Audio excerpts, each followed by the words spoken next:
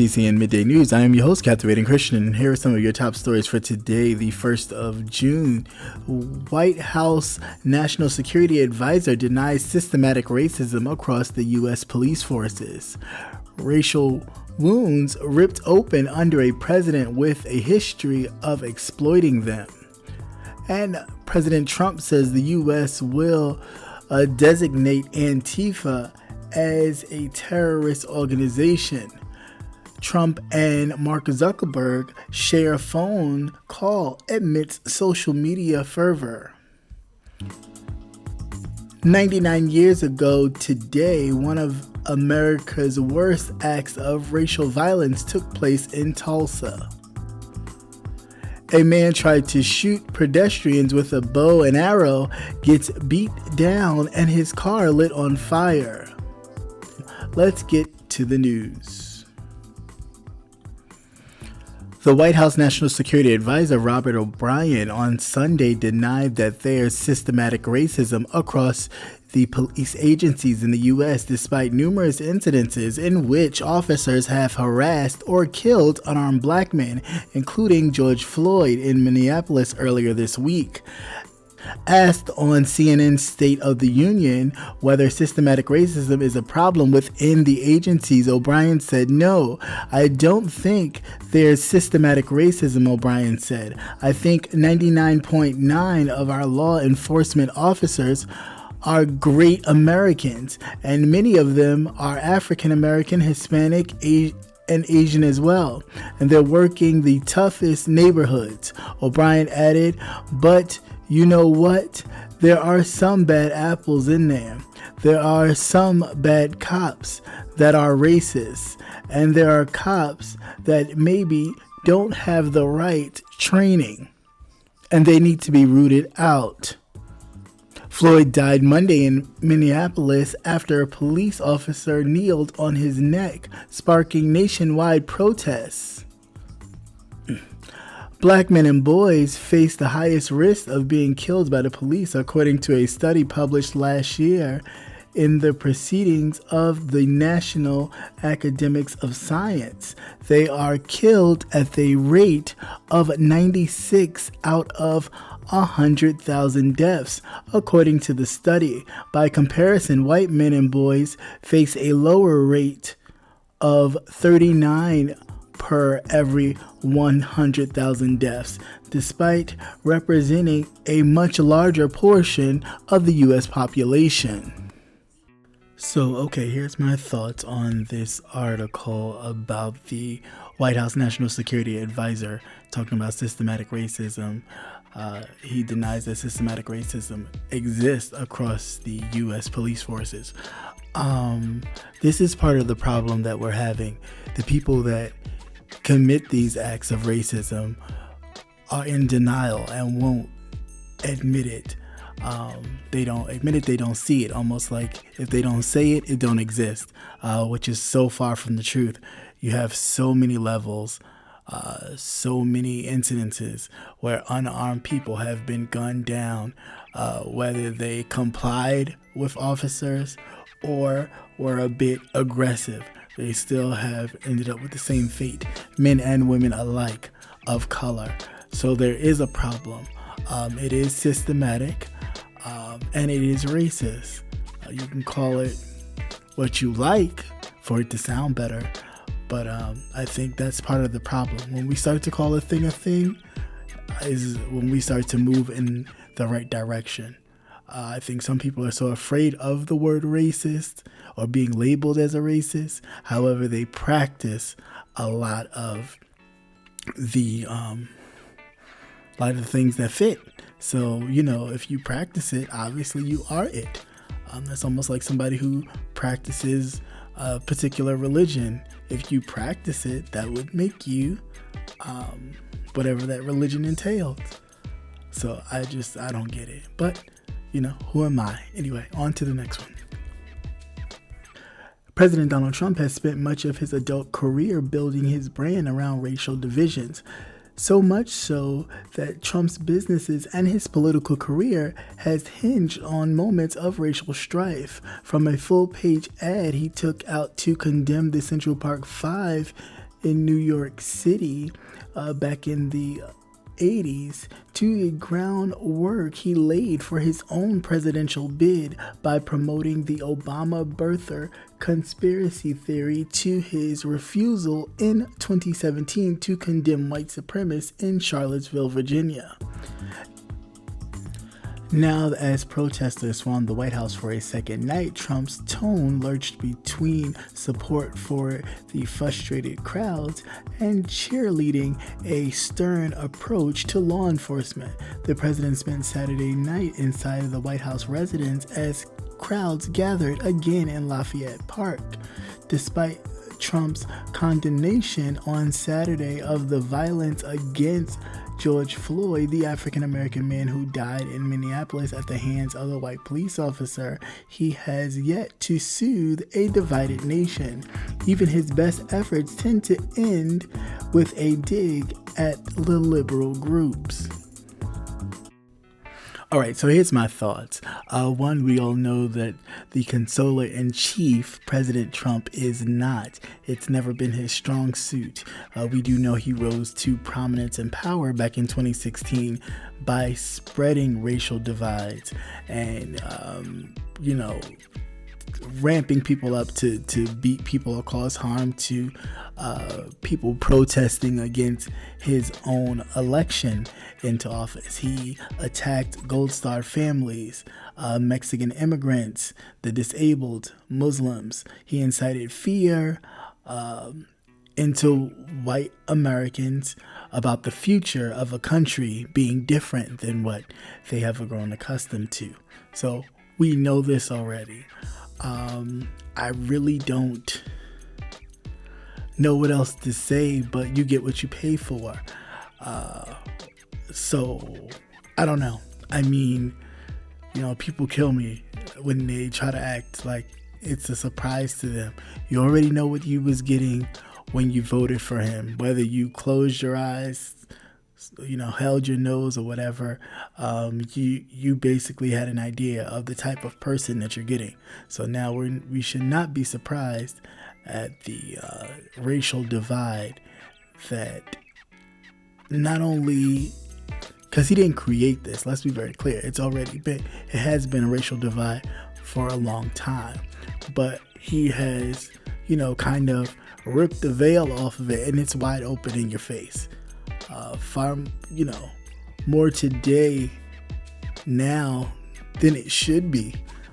You would think in 2020 now, here we are, and almost feeling like an age that we've never been. We didn't grow up in the 50s and 40s and so on and so forth. So this is the new age, almost the new age civil rights, almost the new age Jim Crow, and so on and so forth, which makes it very sad in my estimation. But again, on to the next. The Trump administration will move to designate the loose association of militant left-wing anti-fascist demonstrators, commonly known as Antifa, as a terrorist organization. The president has announced in a tweet the United States of America will be designating Antifa as a terrorist organization. Trump wrote amidst a series of tweets on Sunday blaming violence and outbursts and rioting at police brutality protests across America over the weekend on a group and other radical left elements. So here are my quick thoughts on this. I find it really funny that the same person who can call a group of liberal protesters fighting against police brutality and underarmed black people losing their lives can call them a terrorist group, but he refuses to call white supremacists who wanted to keep their white heritage and Confederate flags and monuments up, ran over a protester, killed her, incited all this other violence with an actual vehicle, and you couldn't call that group of white wing terrorist a terrorist, but you can call these group of people a terrorists. It's very ironic with this gentleman. Again, at a loss of words for the. I think he thinks everybody is drinking the Kool-Aid, and I can't get with that.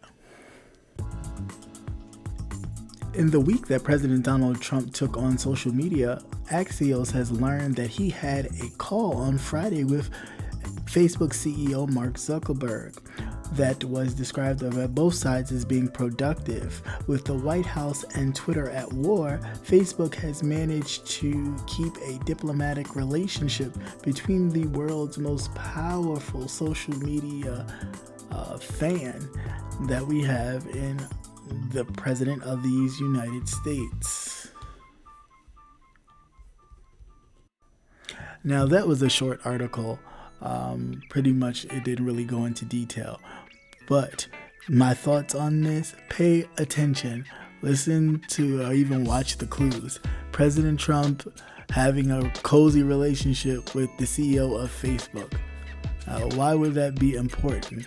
What role did Facebook even play in the 2016 election? So this is where we need to start really paying attention and connecting the dots for ourselves. If Facebook helped the Russians create bots to where in which they were just getting paid hand over fist by the Russian government to put these ads and create these phony marches and all this propaganda to get Trump elected, why would the CEO of Facebook have such a cozy relationship with now the President of the United States, even though they had a relationship when he was just a candidate? So there's a method to the madness. Please pay attention, stay woke, and stay up. As protests erupt across the country in reaction to George Floyd's death at the hands of the Minneapolis police, America is also marking an anniversary of one of the worst incidences in racial violence, and the one that was covered up for decades. May 31st and June 1st marked the 99th anniversary of the 1921 Tulsa race massacre, when a white mob descended on an affluent black community in Tulsa, Oklahoma. The Greenwood district, which was known as Black Wall Street, was decimated in a matter of days. Roughly 1,200 homes were burned, 35 blocks burned, and an estimated 300 people were killed. The massacre was largely brushed over for decades. Records of it disappeared, and it was often talked about. When it was dubbed as the Tulsa Race Riot, as a way to muddy the waters of what happened and make it seem as if both sides were equally at fault. In the 1990s, however, Oklahoma put together a commission to try to find out what happened in the 1921 massacre. And in 2001, it released a report of its findings. As you know, the 1921 Oklahoma riots was a riot in which white people came and basically were thugs and destroyed a large portion of this affluent black area in Tulsa, Oklahoma. It's the 99th year anniversary. Reportedly, 300 people have lost their lives due to that massacre, but I'm sure far many people died or were displaced because they were separated from their families due to that massacre. No apology has been set, no reparations were given. It's just something that was swept under the rug as, again, something that they can do. So it's very funny how we always get the short end of the stick when it comes to riots or things of that nature, when very rarely in riots that are done and not infiltrated by outside agitators, nobody ends up losing their life by the hands of the protester. But it always seems funny that when they protest or do something, somebody seems to lose their life. It could just be me. Following the death of George Floyd at the hands of a Minneapolis police officer, Derek Chauvin, protests have taken place in several cities across the country, and we've seen some wild scenes take place. During a protest in Salt Lake City, Utah on Saturday, a man decided that it was a good idea to start shooting protesters with his bow and arrow.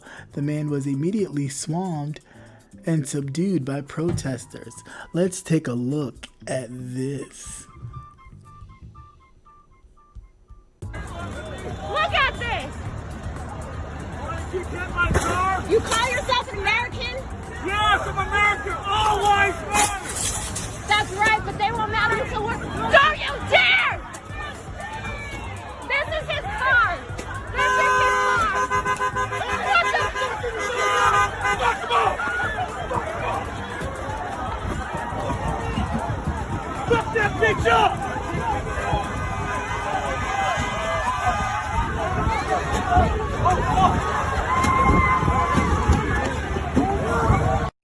And my thoughts on this story are, although it's unfortunate to an extent, it is still funny, and it brings the adage, don't sign a check that your behind can't cash, because clearly he was not ready for the clapback from not only because it looked like a lot of white protesters was charging at him, and he actually here's another one who blamed black men, or two black men, for beating him up, assaulting him. He claimed he wasn't doing anything. He said something outside of the window. He said he leaned his head outside the window and said something, and he claimed that black men, two black men, assaulted him, when the reality was he was shooting his bow and arrow at protesters. Get a load of that. Anyway, on to the next. Once again, thank you for watching CCN Midday News. Hope you enjoyed. Please like, share, and subscribe. Also hit that notification button so you will never miss another news update. Have a great day. Peace.